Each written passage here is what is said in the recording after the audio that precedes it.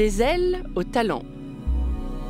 Je vous propose de faire connaissance avec quelqu'un qui gagne à être connu, quelqu'un qui œuvre pour le bien commun. Des ailes au talent, c'est une série de portraits d'hommes et de femmes dont l'énergie et le parcours méritent d'être racontés. Des portraits littéraires. Nous avons choisi de donner la parole à des écrivains et à des écrivaines. Chaque épisode de ce podcast est donc le fruit d'une rencontre entre un talent et une plume. L'autrice que vous allez entendre dans cet épisode, c'est Carole Martinez. Elle dresse le portrait du céramiste et sculpteur Grégoire Scalabre. Vous écoutez la 2e saison des Ailes au talent proposée par la Fondation Bettencourt-Schuller. Soyez les bienvenus.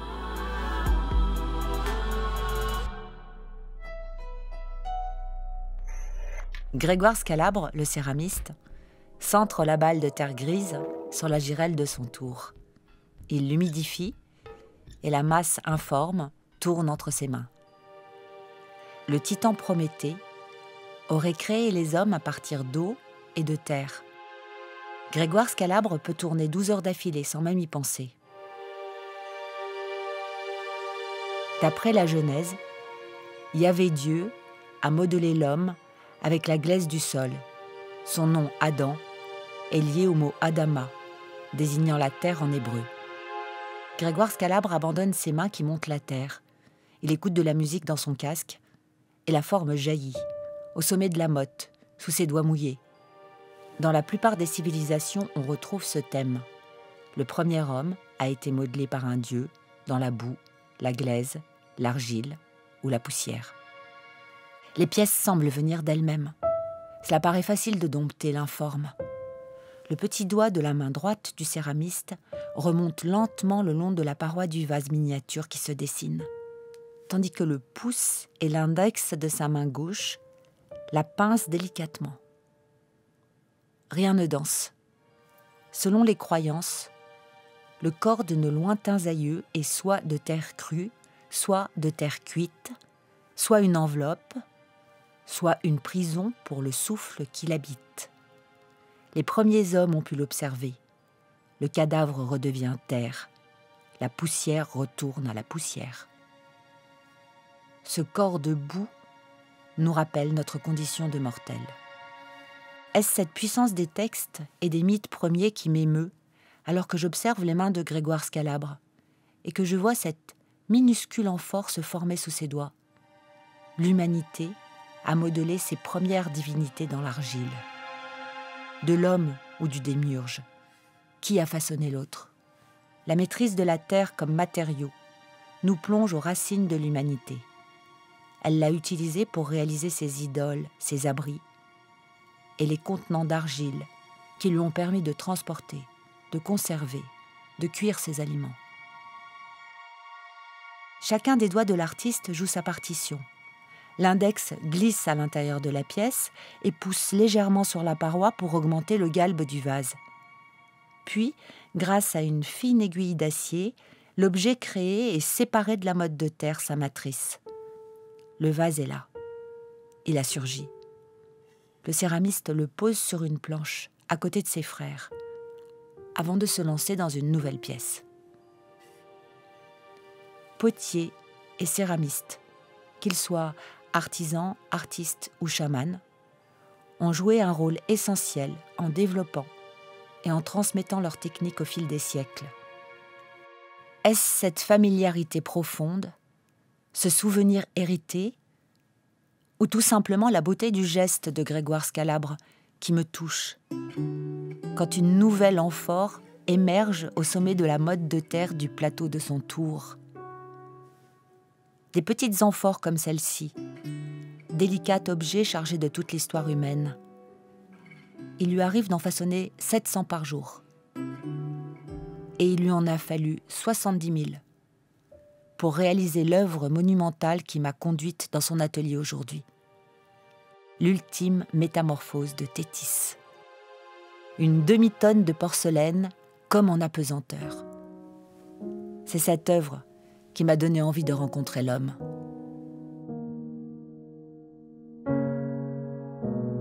Dans le film réalisé autour de cette sculpture, on voit Grégoire Scalabre au travail. On le voit pétrir, tourner, préparer sa terre.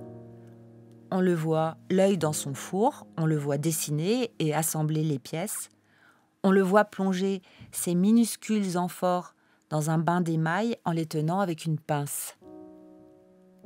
Comme Thétis, la Néréide, a plongé son fils Achille dans les eaux du Styx en le tenant par le talon pour tenter de le soustraire à la douleur et à la mort.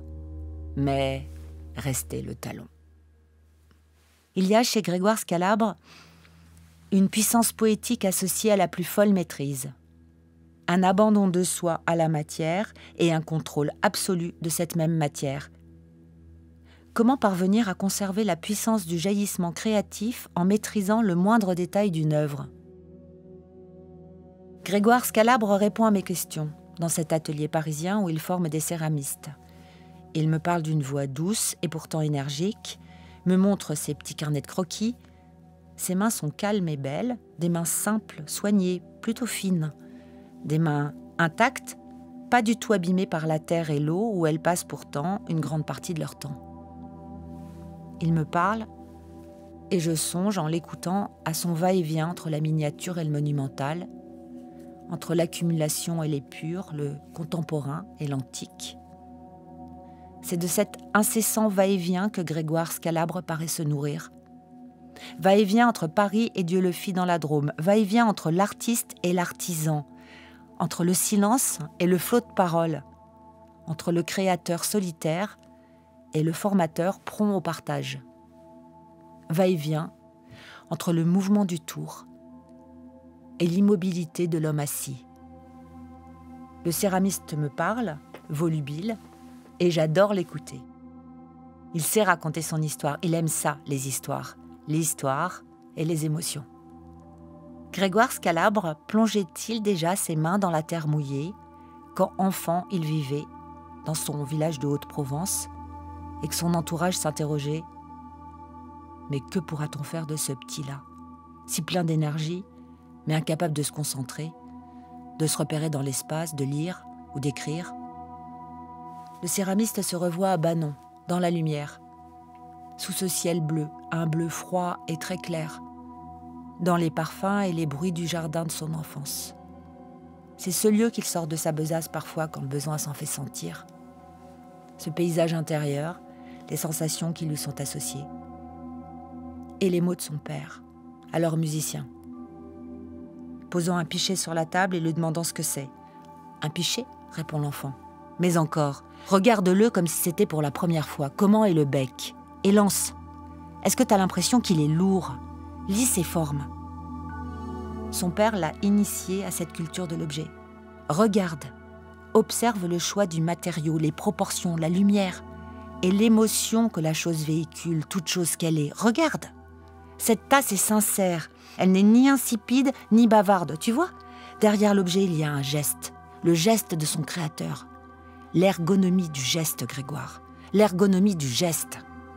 Il est capital de savoir regarder les objets, de les interroger, de les critiquer. Et quand on les façonne, de laisser parfois notre rire les briser. Son père l'a initié à l'architecture, à la musique, à la peinture et aux objets. Tandis que sa mère, danseuse, s'inquiétait de voir son enfant tellement différent, incapable de tenir en place, de se concentrer. Son enfant, épileptique, trop fragile, voulant communiquer sans trouver le moyen de le faire. La famille a abandonné son village de Haute-Provence. Elle est montée à Paris, pour lui peut-être, pour trouver un moyen d'aider ce gamin qui n'entrait pas dans le moule.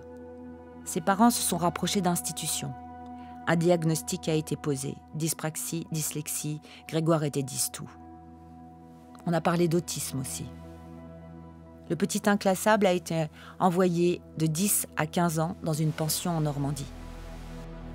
L'objectif était alors de lui permettre de sortir de son hyperactivité, de sa bulle. Et c'est là qu'il a rencontré la terre comme matériau et retrouvé les objets.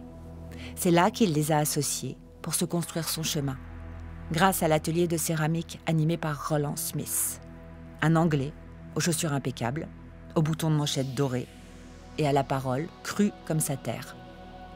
Ce langage d'atelier qui ne fait pas semblant. C'est là que le ciel s'est entrouvert pour l'enfant. Je me souviens des outils, je me souviens de l'odeur, je me souviens de cet endroit qui, pour moi, je ne sais pas comment... C'est comme quelqu'un je suis arrivé, c'était évident. Grégoire a aimé le parfum du lieu. Cette odeur de terre et de poussière. L'élégance de son maître et le temps, rythmé autrement. Le gamin trop agité s'est enfin assis. Il a respecté le thé à 4 heures pétantes quoi qu'il arrive, apprécié l'ordre de cet espace, la puissance de ses mains soudain capables de créer des objets d'argile, de modeler la matière, d'en faire quelque chose qui contenait une émotion. Il était chez lui. Et même s'il ne suivait pas ailleurs en classe ou dans la vie, l'atelier était une évidence où il pouvait se réfugier.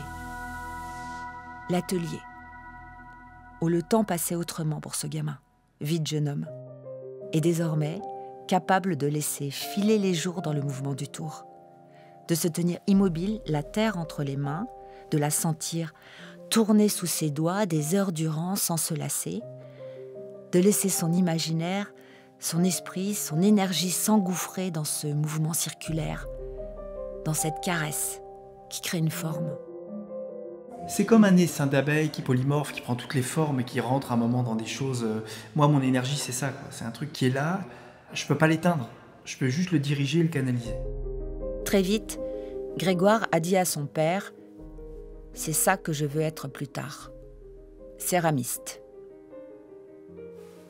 Son père l'a envoyé dans la Drôme pour y faire un apprentissage.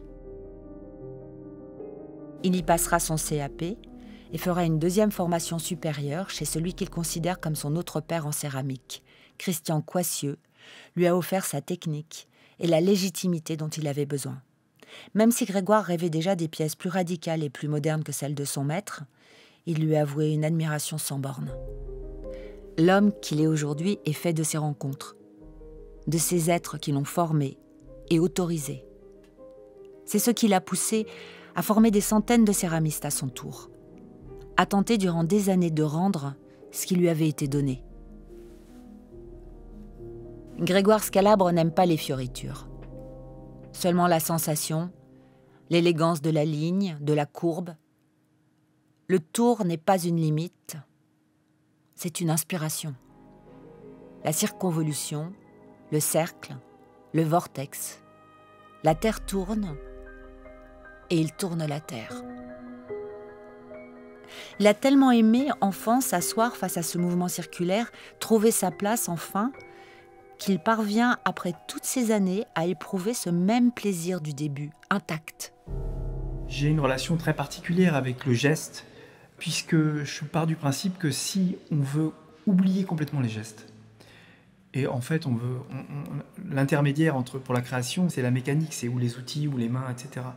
Mais les gammes, elles servent uniquement à annuler l'interstice qu'il y a entre la personne et le moyen de créativité. Moi, c'est la terre, un musicien serait la musique.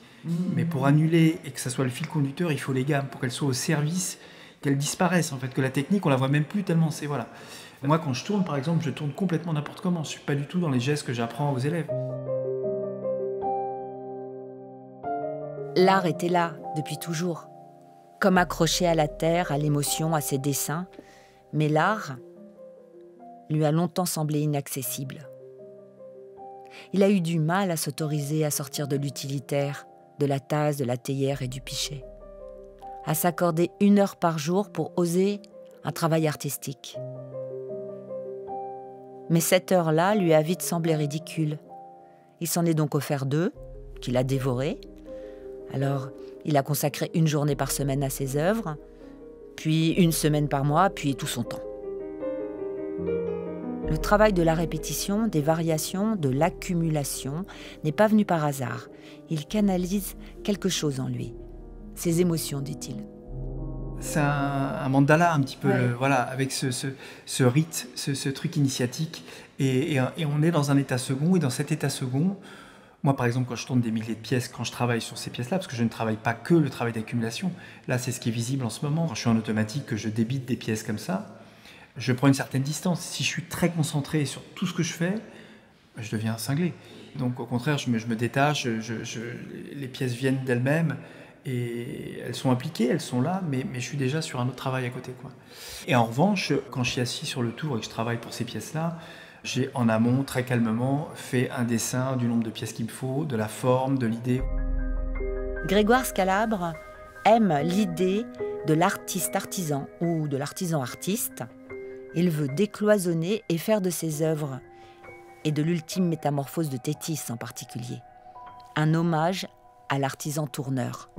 Je suis pile dans la jonction et je revendique ça. Je n'ai pas fait d'école d'art, je suis autodidacte, je viens de l'utilitaire. Vraiment, le prix de l'intelligence de la main, et c'est tellement ça, c'est-à-dire que c'est le savoir-faire.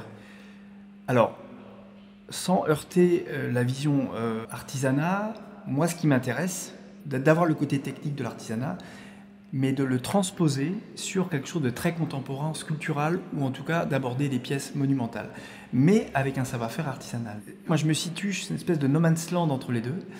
Maintenant je le revendique, enfin, d'ailleurs je l'ai toujours revendiqué.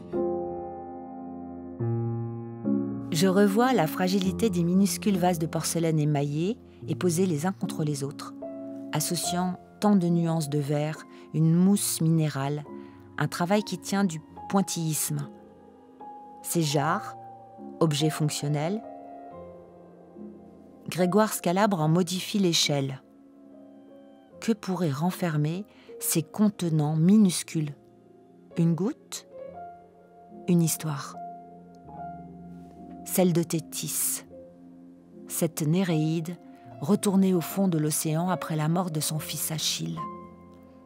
Pauvre immortelle, mariée de force par Zeus à un mortel, et donc condamnée à engendrer des enfants qui mourront, alors qu'elle vivra pour l'éternité.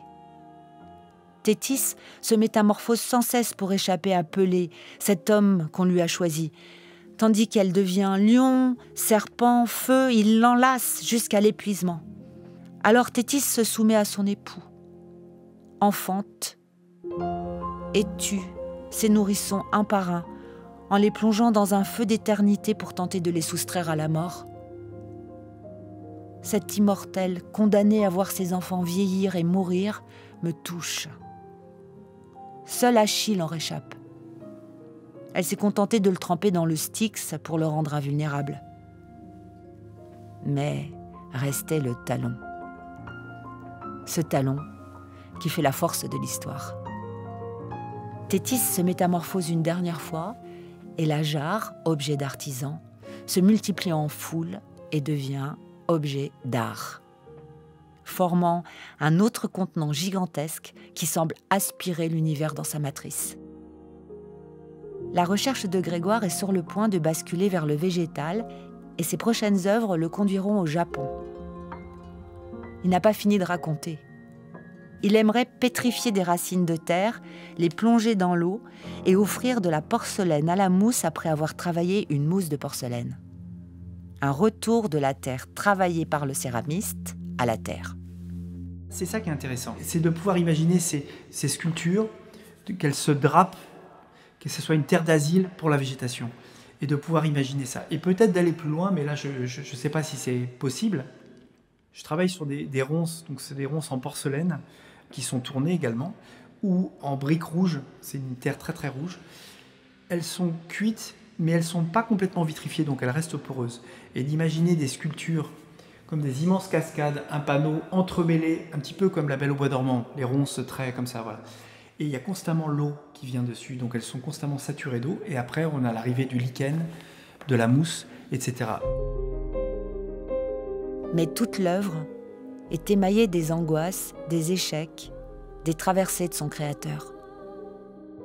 Grégoire Scalabre a mis du temps à oser parler de ses faiblesses, alors qu'elles sont le talon d'Achille qui le raconte, qui fait de lui ce qu'il est, un homme vulnérable et un grand artiste.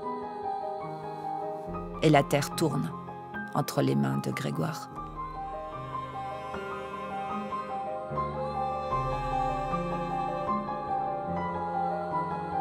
C'était le portrait de Grégoire Scalabre, un texte écrit et lu par Carole Martinez. Des ailes au talent est un podcast de la Fondation Bettencourt-Schuller, réalisé par le studio Radio France, en collaboration avec les éditions Gallimard.